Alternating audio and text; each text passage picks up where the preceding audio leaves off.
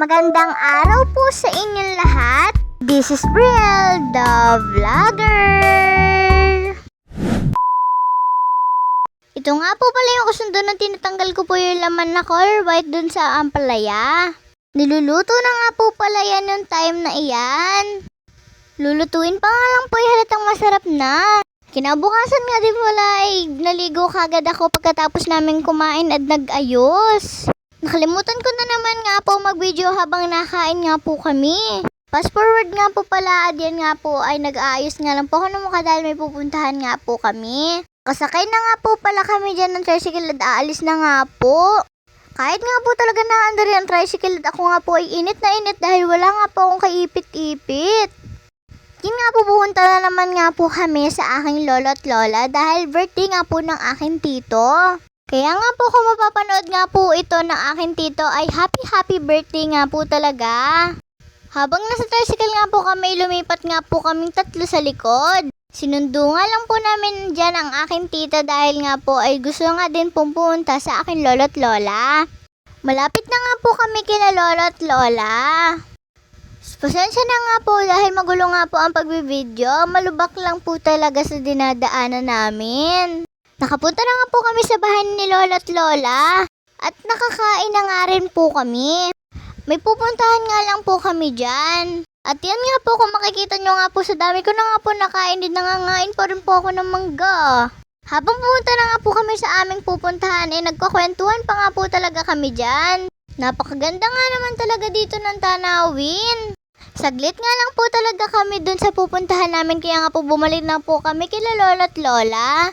Sumunod nga po dyan ang aking tito at saka po ang isa ko pong pinsan, kaya nga po kasama na po namin sila. Yan nga po at pabalik na naman nga po kami kila Lola at Lola. At nung pagpunta nga po namin dun kila Lola at Lola nagpahinga nga lang po kami at naglaro, pati na nga din po kumain. At kinahaponan nga po ay umuwi na rin nga po kami. Talaga nga pong kaganda po dyan ng langit. Sinuot ko pa nga po talaga dyan yung kumot ng aking kapatid kahit di naman po malamig. Char. Napakaganda nga po talaga diyan ng tanawin.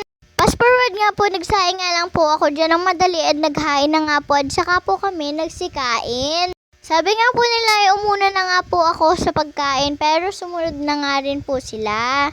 Siyempre nga po pagkatapos ko pong kumain, uminom na nga po ako dyan ng tubig. Nakakain na nga po at nakainom na po ng tubig. Tapos nagkape pa ang inday ninyo. By the way nga po pala ay pagkatapos ko pong uminom ng kape ay nilinis ko na nga rin po itong lamesa. Tapos nga po inayos ko na nga rin po itong mga upuan at pinasok na nga po sa ilalim ng lamesa.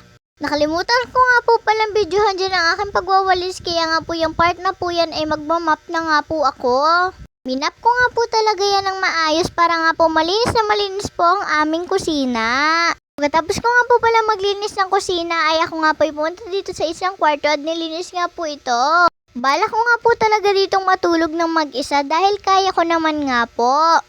Sa part po na yan ay winawasan ko nga lang po ito na maigi para nga po malinis. Winalsan ko na nga rin po itong ilalim ng aking higaan.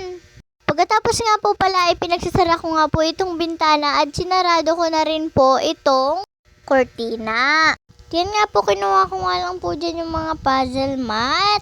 Ang napili ko nga po talaga dyan color ng puzzle mat ay dalawang pink at dalawang green. Doon nga po pala, inilagay ko na nga din po itong puzzle mat namin. Wala lang, trip lang. Pagkatapos nga po, tinulungan nga po ako ng aking mami para nga po lagyan ng cover itong aking higaan. Sa part nga po na to ay pawis na pawis lang nga po talaga ako. At ito na nga po pala yung final look ng aking kwarto. Yun lang po for today's video. Maraming salamat sa panonood. Enjoy!